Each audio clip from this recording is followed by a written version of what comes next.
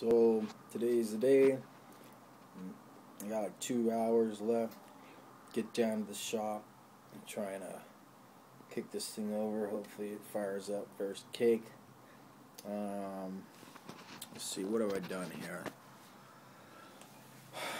Brake light switch, brake rod, all this stuff. This is kind of a hokey, but this is the only thing I could find that I could get on there super tight that wouldn't slide down every time I step on the brake lever, and ran a meter, got them in here, and then I just pushed on it and watched the meter, and once, it registered, the DVOM, I knew, that was where the spot I wanted to be, so I just pulled this back, got it where it was, and so now I know when I hook up my tail light, it'll work. I'm not worried about the lights right now. It's supposedly all wired up correctly. I hope. I got a Pazon ignition. I have this old Mighty Max, so there's the coils down there. I gotta button this up. So basically, this is Beezer, so it's anti-clockwise timing. So you lock it down right there, and then you can play with the timing later. Like Triumphs and stuff, it's like clockwise, so you get to put the red dot over here. And basically, what else did I do? Got the carbs on here,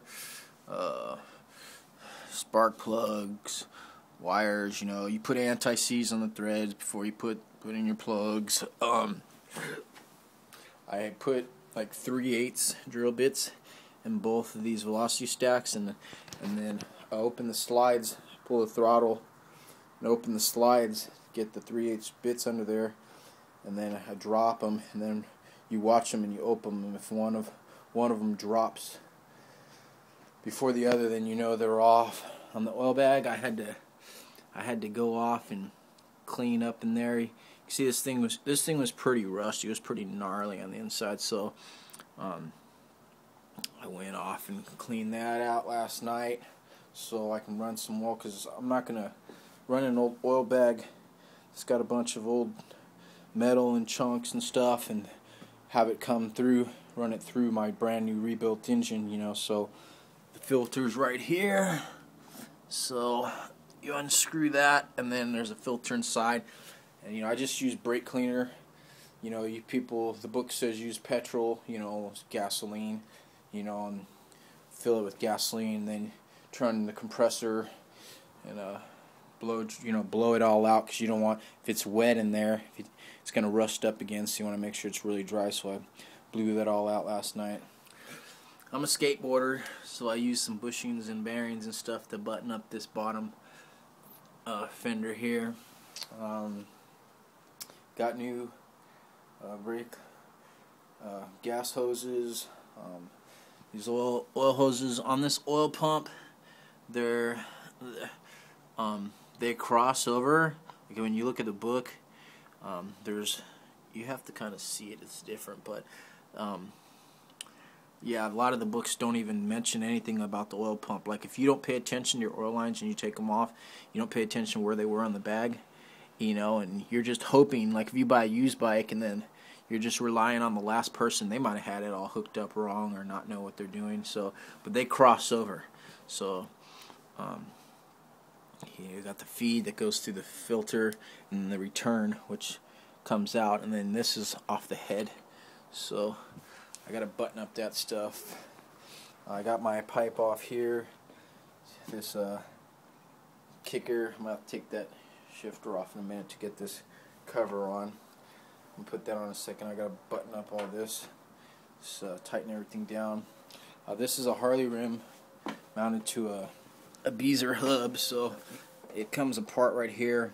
You got a bearing in there and this and that. You can see, like, I got some grease coming out there because I threw a bunch of Bel Ray waterproof grease in the rim, and then you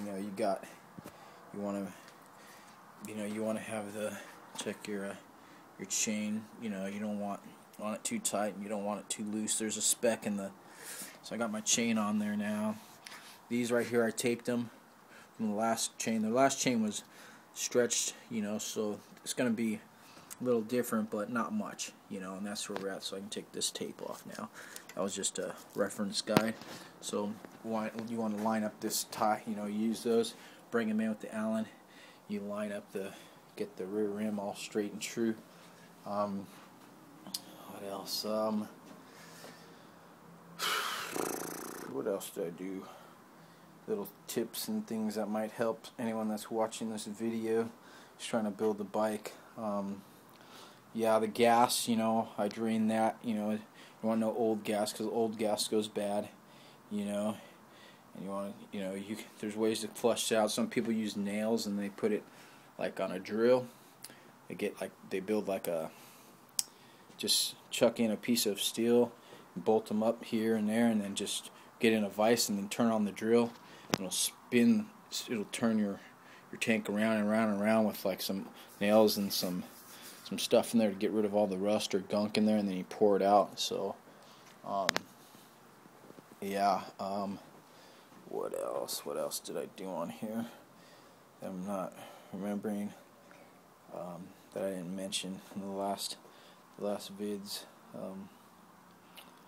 Yeah, so I'm basically buttoning everything up, making sure everything's tight, you know, and then I'm gonna take it on over down to the shop and fire it up, and then that should be it. I should be riding this thing here in a second.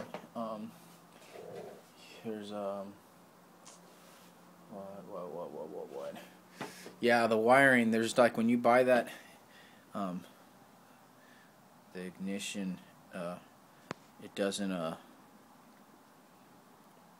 show you how to hook up to like a Mighty Max or like the lighting and stuff. So, you know, you have to figure that out, and there's very nil to none, like nothing about it on the internet or anything. So luckily, you know, an old timer or something who will draw it up or whatever, who'll get it right for you, you know. And then what else? Yeah, that's about it. All right, well, we'll see how next vid. Hopefully, we'll be at the shop, me kicking this puppy over and firing it up, you know. And that'll be it. All right, folks. Laters.